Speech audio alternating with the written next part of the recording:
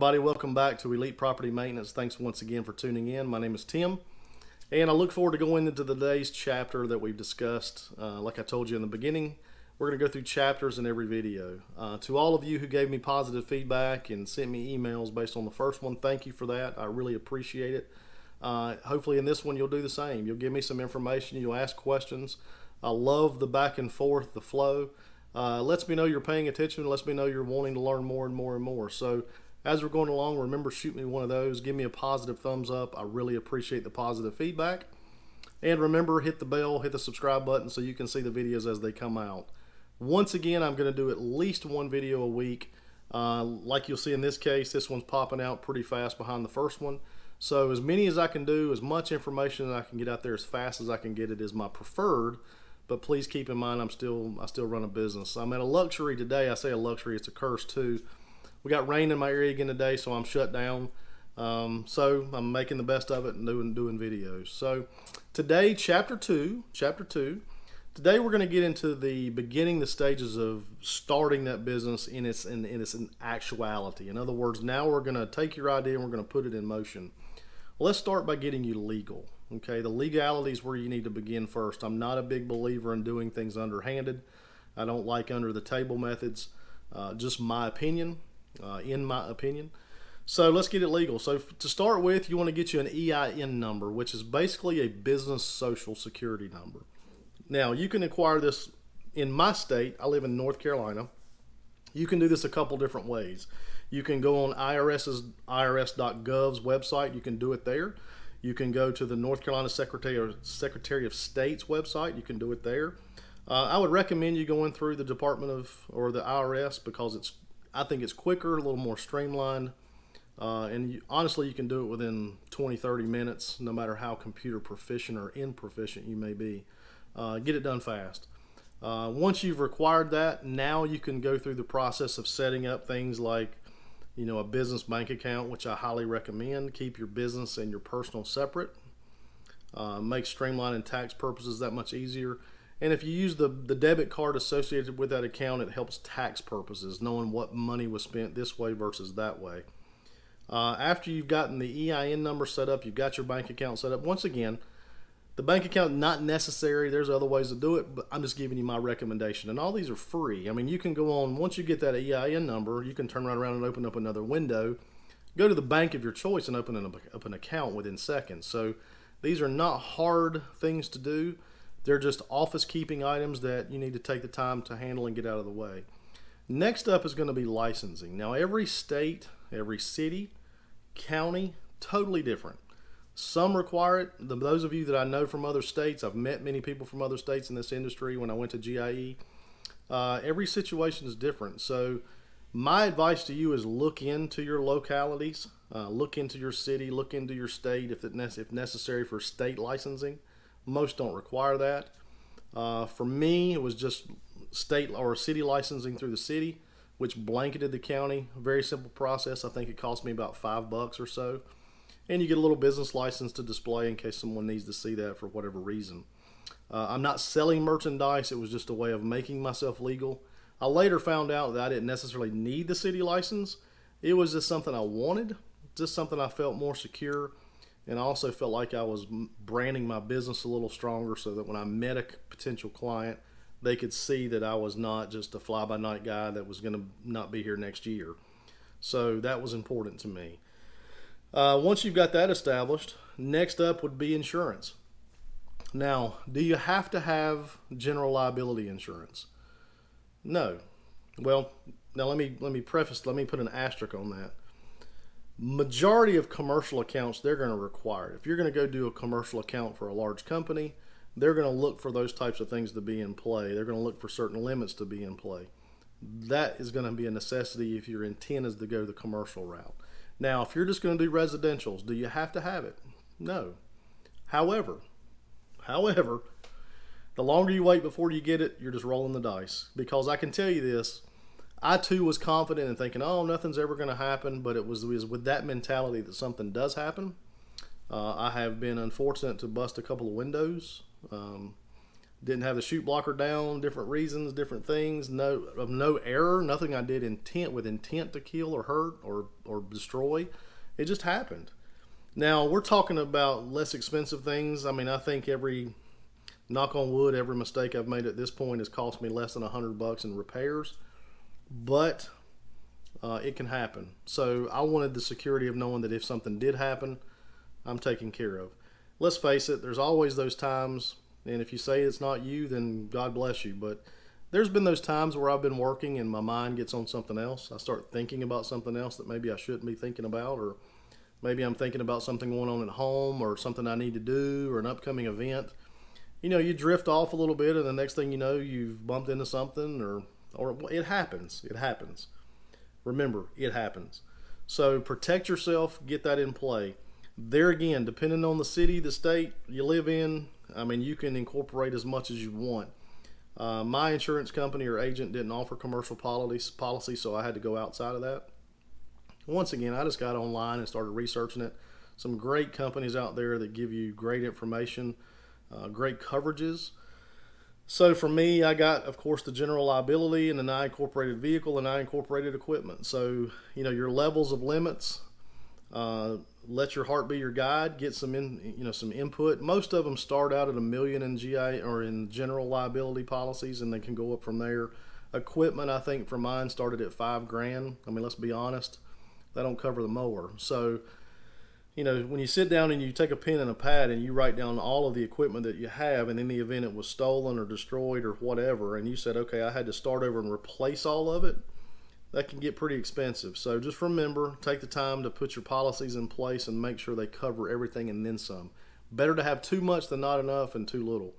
So get that in place. So now we've got it, your licensing, or we've got your EIN number, your company social, we've got your tax or your city licensing out of the way. And now you got your insurance out of the way. So you're behind the scenes of getting the company rolling is pretty much off to the races at that point. Now, what comes up next is basically your calling card. Now, this is what I call the beginning of the equipment phase. This is going to be your levels of transportation. Now, there's probably not one of us that's in this industry that doesn't have a dream rig or a dream vehicle or trailer setup in mind. Maybe you're fortunate and you have it, or maybe you're still dreaming for it or working toward it, whatever that is. My advice to you on those things is do what many of you already know about. If you've ever heard it called a vision board or a motivator board, which is nothing more than a bulletin board, cork board that you can stick things to. The idea there is if you have something you're wanting to achieve, have a picture representation, stick it on the board, let it be in a place that you look at it every day to motivate you and remind you why you're doing what you're doing and what it is you're after. It's always great to have a goal, and you should always have a goal. You might as well tie it something to the business. So now you can also have your personal board, which is going to be maybe a vacation, new home, new family vehicle, whatever that might be, have that too. But in regards to the business, regards to your business, remember your what you show up in is your calling card. And people, it's the world in which we live in, perception is reality. So you want to make sure when you show up, you show up. I mean, you don't want to, listen, if all you have is a two-door Honda Civic and you're flipping the hatch back up and you're putting everything in the back, God bless you. There's nothing wrong with humble beginnings. I mean, in my area, there's a gentleman that has a moped, and he has looks like a tour pack type thing on the back of it, and his handlebars of his push mower go over top of it, enabling him to tow it. And this guy runs all over the city. And, I look at him, and every day that I sit, on the days that I do see him, I'll wave at him, I'll blow the horn, I'll give him a high five. There's been times I've offered him a water or a Gatorade or whatever I had. It's a driving factor. When I see that, it reminds me I'm blessed and to be thankful for everything that I have. So no matter your beginnings, just remember what you have is your calling card. So make sure that when you show up to somebody's home to do an estimate, make sure you look the part. Make sure your vehicle is presentable. Make sure it looks clean. It doesn't have to be spotless. Don't look like it rolled off the showroom floor, but at least it needs to look like you are a professional. Remember, you are the professional. Look the part. Show up, let it be clean, and let everything be intact. Now, I'm a big believer that When I go to someone's home to do an estimate, I'm going to show up. We're going to talk about their wants and needs of their loan. I generally don't go with equipment. Now we're gonna go into how I do estimates later that I find great success at. But once again, my opinion, my way of doing it. But I don't bring equipment. But once I've secured the job, when I show up, I want to make sure that I show up right. Now, when I sat down and I did my business plan, I was fortunate that I already had a trailer. That was just luck for me. Now, some of you may have been the same way. Maybe you've already had a trailer. But if let's say you're going to go the trailer route, you've already got a vehicle that you're going to use as your tow vehicle. You're going to go out. You want to buy a trailer. Now, let's be honest here for a second. Going back to the vision board, we all have our hopes and dreams with where we want to go. Okay, you should have that. However, okay, let there be humble starts. I am not a big believer. You'll never hear me promo going into debt. I'm not a big believer for that for your business. Now, I can talk about how to make debt work for you, and we're going to get into that later. That's on down the line. But out of the chute, right out of the gate, you just started your business. You're in the first day or week of operation. I am not a big believer in going out and establishing debt. My opinion only. I just think you're hooking a boat anchor around your neck and you're setting yourself up for failure. My opinion only. So if you're going to go out and you're going to invest money in a trailer, get as much as you can afford that makes sense. Okay, always remember growth. For example, big box stores, Home Depot, Lowe's, Tractor Supply, Northern Tools, some of the ones you may be familiar with, and I'm sure there's others around the country, depending on where you're at. All these are going to have a smaller trailer, whether it be a 5x8 or something on the smaller scale. The unique thing about utility trailers, or at least in my area, utility trailers' diminished value is very, very small. I mean, it's almost like once you own a trailer and it's capable of pulling anything and it's in reasonable condition, its loss of value is slim. It's incredible to me. In fact, I've got a utility trailer I've considered selling, and I've had some what if offers, and they're within a couple $100 of what I paid for the thing 3 years ago. So I'm very fortunate from that perspective that I'm in the market. I'm considering doing a trailer upgrade as we speak, just because of my business has grown, and from sizing I need to look at something else. But always remember, when you start with that trailer, make sure that it's capable of what you're wanting to put on it.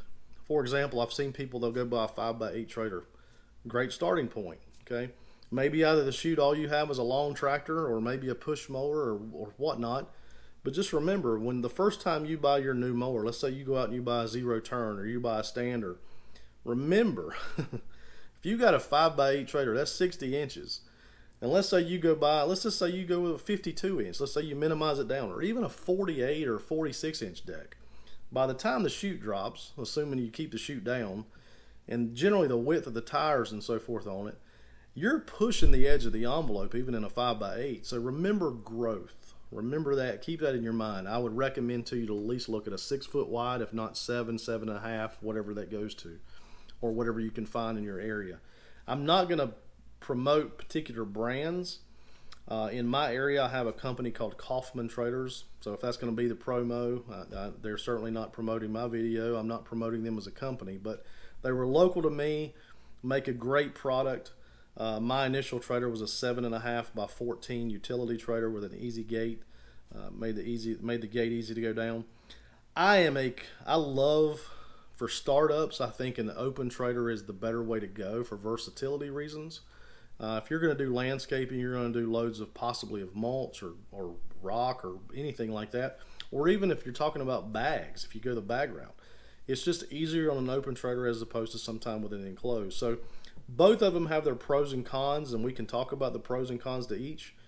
But once again, just go with as much as you can go with out of the chute, allowing for some growth, but protect your investment. You know, some of you may have remembered in the first video I told you I come out of the automotive industry, and I can remember one of my first used car manager positions, and I remember my dealer telling me to always have an exit strategy. I can remember having to go out one time and go to the auction and buy cars, and I was tasked to buy 25 cars for our used lot. I was spending about $1.5 million, if you can wrap your mind around that. the thing I had to always remember was having an exit strategy. So he gave me a full accountability or full blank checkbook to buy anything I wanted to buy. I mean, I could have bought Bentleys and Rolls Royces and Ferraris and Lambos if I wanted. But I always had to remember that what if that vehicle doesn't do well in my market? I got to have an exit strategy. Minimize my loss. Your first loss is your best loss, as they say. So when you minimize your loss, think of a trailer purchase. If you're buying a trailer, think of one that if you did choose to sell it, is going to be something desired of. A lot of times the very super small trailers, although versatile, you don't allow for growth and you minimize your market as far as reselling it. That's something you have to remember. Typically that sweet spot is going to be that 6 foot wide and up. You get up too big of a utility trailer, you just narrow the market just as much as you do with a small one, because sometimes you go with the huge ones. Some people just are incapable of towing them in the residential market. For those homeowners that just want a small utility trailer, the big ones are not something they seek. So generally that middle of the road trailer is going to be your best option. So keep that in mind too. Your tow vehicle, whatever that is, whether that's a truck, an SUV, a car, whatever that is, let your heart be your guide on that. Like I said, as long as it's reliable, you show up and it's clean in nature, it looks decent, it's not sitting on the curb, or I don't park in people's driveway, but if you choose to, that's you. But as long as you're sitting there and your vehicle's not pouring oil or fluids out of it, just simply make sure your vehicle's presentable. Make sure it looks clean. I am a huge proponent of signage. I don't do a lot of yard signs, and there again, we're going to get into the advertising aspects of this as we move on down the road as well. But probably my first mistake ever, and I regret this as I stand here or I sit here doing this video now, is I did not sign up and letter up my trailer fast enough. I can tell you when I finally did, business exploded more than it had before because now I was visible. A lot of times with no markings on your vehicles, people don't know if you're a business or if you're just doing stuff for yourself. So there's no giveaway. There's no way for them to contact you. But the moment that you've got signage on that trailer, you could be sitting in a stop sign, a stop light, sitting in the parking lot of a restaurant, at a fueling station, wherever you may be, and now you have got you're a rolling billboard at that point. So my advice to you when you talk about your initial investments of startup, when you're talking about your trailer and you're talking about your truck or your rig or whatever that may be, consider signage first. Can be expensive depending on how far you go. I mean, I'm not sitting here promoting startups to go with full wraps. I think because a lot of times some of us are going to be using a vehicle that doubles as a personal vehicle. You may or may not have a dedicated commercial vehicle. So that vehicle that you have may have to be your family car too. So you want something that's removable. Maybe it's a magnet on the door. For me, all I was concentrating on was the trailer, my tow behind. That's what people are going to see. I'm sitting at a stoplight, they're going to see the sides, they're going to see the real gate. That was what was important to me, and that's what worked for me. So keep those things in mind. May be a little expensive out of the chute depending on the sizes that you have to go with and what you have to do. But something is better than nothing. Let me just say that. I don't care if your sign is white with black lettering. It could be as simple as ever. Get your name out there. That is the best advertising you can possibly spend. You cannot possibly quantify your return on investment versus signage on your trailer. I promise you that, and I wish I had done it so much faster in times past. So get your trailer lettered up as fast as you can. Like I said before, I'll recap this. I don't recommend going into debt. I think that's a mistake. Go with as much as you have currently.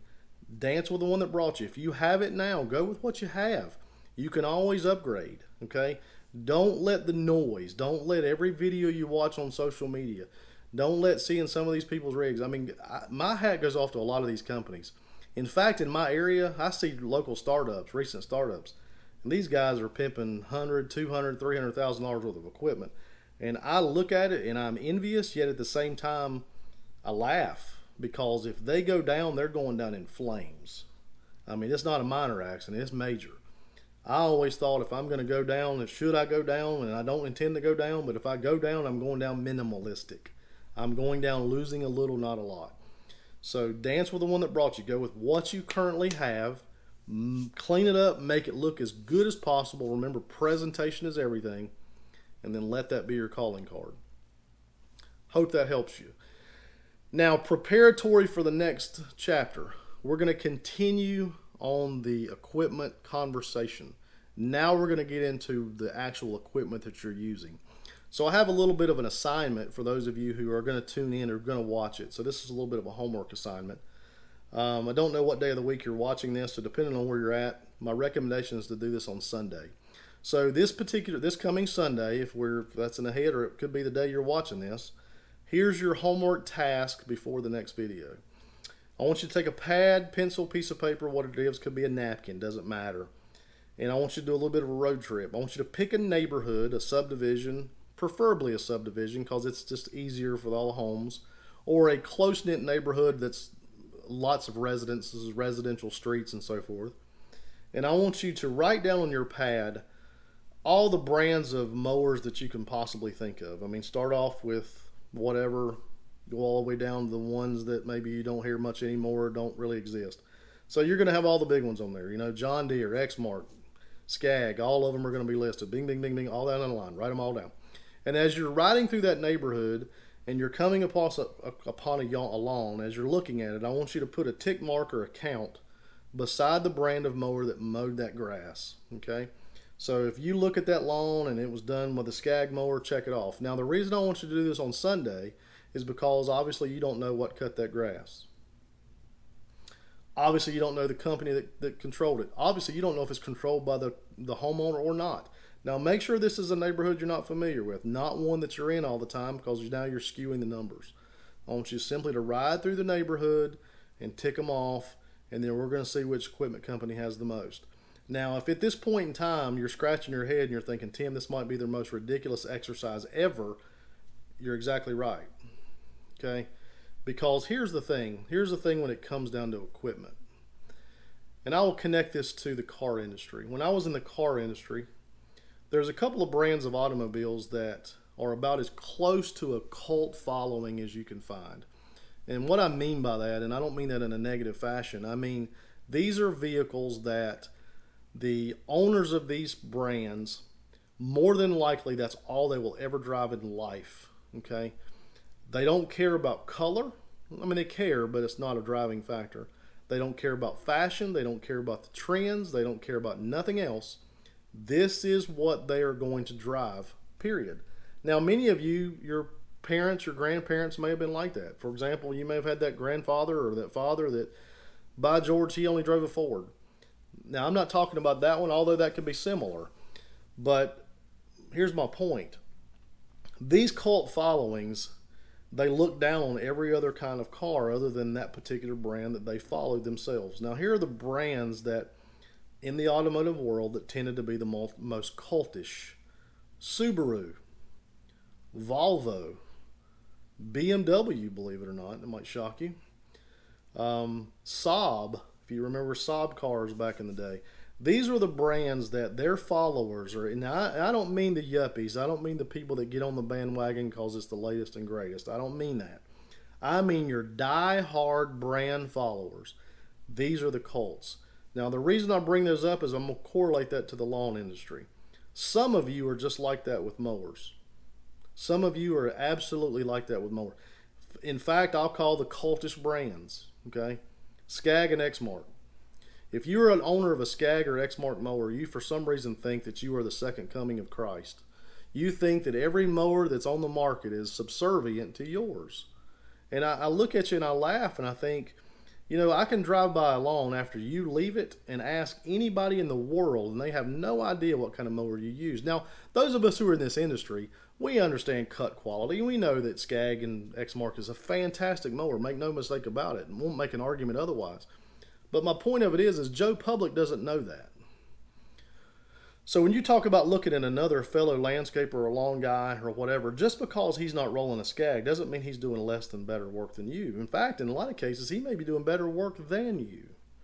So when it comes to equipment, shut off the noise. I mean, if you're in that startup and now you're starting to gain some equipment, go with what you like. You know, spend some time. Do your best to get demos of brands of mowers so you can find out what you like. I mean, I'll give you an example. When I added a standard to my fleet of mowers, One of the first ones out of the chute that I demoed was a Wright. Now, let's get this out of the record, on the record right now. Wright makes a fantastic mower. Fantastic mower. Wonderful. Can't say anything negative about the mower. Except, for whatever reason, I couldn't mow in a straight line. And I later found out it was the double handles was what I didn't like. For some reason, my mind and my hands didn't work. And now I found this out was when I had the mower for a demo and I returned it. And I told the gentleman, I said, look, it's a love-hate relationship. I love the mower. It's quality. There's no doubt. Cut's great. But I said, I can't mow in a straight line. So if I ever want to do stripes, unless I'm going to do wavy stripes, forget it. He laughed. He gave me another brand of mower, and he said, just out of curiosity, try this one, and I could mow in straight lines. So there again, not a shot at Wright. Now, I've later been told that you can do some adjustments with the handles. I don't know that, but I'm just simply saying to you guys, stop being negative with somebody else's brand of mower. Just because they're considering an alternative brand of what you have doesn't make them a bad person. You know, that's the whole thing. There is multiple brands on the planet for every different person. There's multiple brands of vehicles for every different person, multiple brands of clothes, food, everything to cover everybody's last aspects of life. So stop being negative to each other and be positive, okay? Be positive. Once again, no shot to Skag and Exmark owners. You guys, it'll settle down. Great mowers, by the way. I used to own an Exmark until I went to replace it. You know, the first Exmark mower I ever bought was in 2004, 2005. I had one. Bought a nice zero turn. Was proud of it. And a couple years back, I thought, you know, I'm going to go get another Exmark.